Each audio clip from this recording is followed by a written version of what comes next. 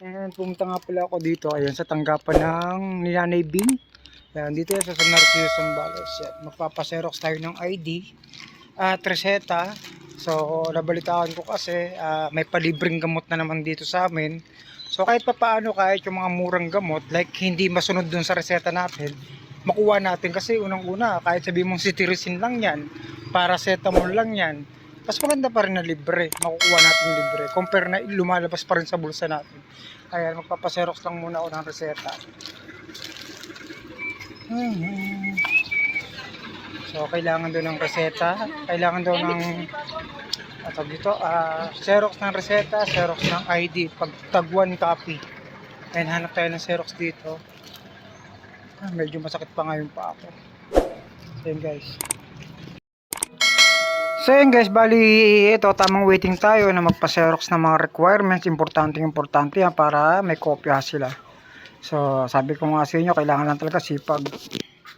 Nakapagpa-xerox na tayo. And ito yung requirements natin para makakuha ng libreng gamot. Hirap talaga guys magkasakit. Hindi tayo nag-almusal ang aga-aga. Kasi isipin nyo naman kapag inabot tayo ng tanghali, baka mag-cut off or magsarado, diba? Thankful nga tayo kasi dumating ako doon, walang pila. So bago pa lang. Ayan, pasa tayo guys. Siyempre, after nga ma-release yung gamot natin, kailangan muna natin fill upan to, itong mga information, data, ayan. Then, after ko nga yan ma-fill upan, tamang waiting na lang tayo dito na matawagan. Ang kagandahan nga lang dito guys, wala talagang pila. As in number 1 tayo. Wala talagang pila guys. Sabi ko nga, napaka-bless natin yan. Shoutout kay Nanay Bing, ayan. Dahil napakalaking tulong talaga sa atin itong mga mahirap, lalo na hindi natin afford yung mga ibang gamot at ibang reseta.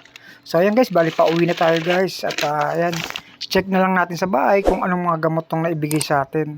Diba? Sabi ko nga, napaka-bless pa rin natin kahit sa mga ganitong simpleng bagay, diba? Hello. So ito guys, nakauwi tayo. Check natin guys kung ano yung mga nakuha nating gamot. Yan. Marami rin, pero mas marami yung cetirizine. Siyempre, alam naman natin yan. Maganda yan sa pagmakati yung katawan.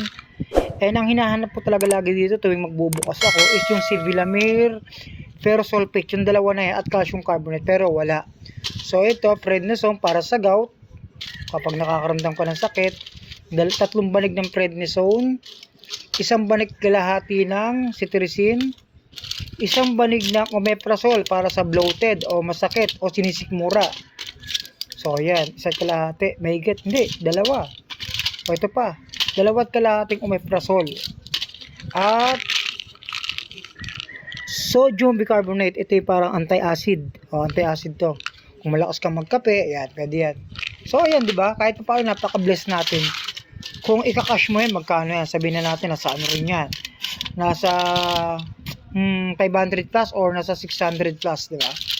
Malaking blessing. So hanggang dito lang muna yung video natin guys. Ayan, maraming salamat. At sa mga nagtatanong ngayon guys, i-message nyo guys kung paano nakaka-afford ng mga gamot na tulad ito.